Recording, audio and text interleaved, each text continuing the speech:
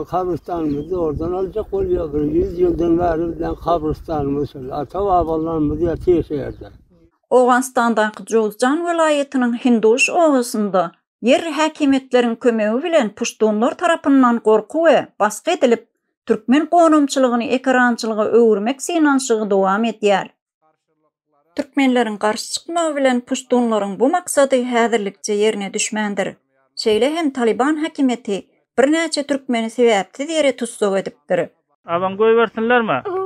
Ha, mana muny inşallah eşitlerler. Seniň nämeň? Seňem abaňmy? Üýüňde başga kim bar? Hiç kim ýok. Hiç zada kelere. Tutsuk edilenleriň çağalary atalarynyň boşadylmaklary üçin arz edýärler. Türkmenleriň sebäpsiz ýere tutsuk edilmelerine garşy çykýandyklaryny we arda şikaýetlerine üns berilmeýändigi barada yerli ýaşaýjylar sesleriniň eşdilmegini isleýärler. Yer häkimetler bize adalatsyz dawranýarlar. Hatta atalarymyzyň gonumçylygyny goranymyz üçin zalymlyk edýärler. Hiç kim biziň sesimizi eşitmek hem islenok. Yerli wali we ulus walilige edilen ardalarymyz jogapsyz galdy. Bu kanunsuzlygy biziň wyjdanymyz kabul edenok diýip türkmenler aýdýarlar. Geçen günlerde bir kişi yüzü gözünü boyap onlarca türkmenin öýüni otlady. Emma saklanyp häkimetlere tapşyryldy. Bu adam puştun bolan üçin tutsaklykdan boşadyldy. Yerli häkimetler halka yetirilen ziýany hem tölemediler.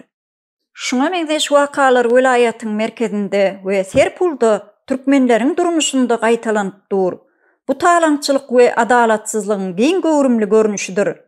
Bu bolup geçýän wakalar Birleşen Milletler Guramasynyň Owganstandaky ýürüýte habarçysy öz raporunda Talibanyň bu etmişleri insanlyga garşy jenaýatdyr diýip belleýär.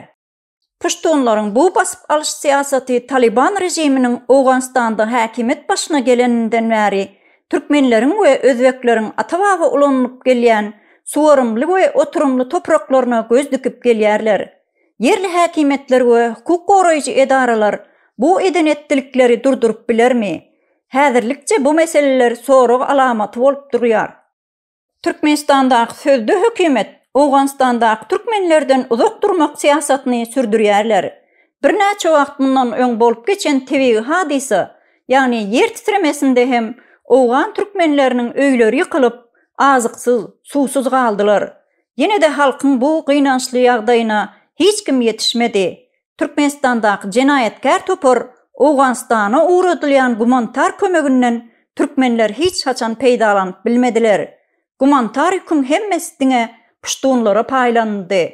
Türkmenleriň hal ýagdaýlaryny görmezden gelmeklik dowam etdirilýär. Türkmenistandaky jenaýetkär terror häkimet öz kanwyr doganlaryna eýe çykmagyň ýerine Talibanlara iş ýerlerini döretmek bilen meşgul. Bu jenaýetçi toparyň Owganstandaky türkmen halkynyň derdine bir park seredýändiginiň subutnamasydyr.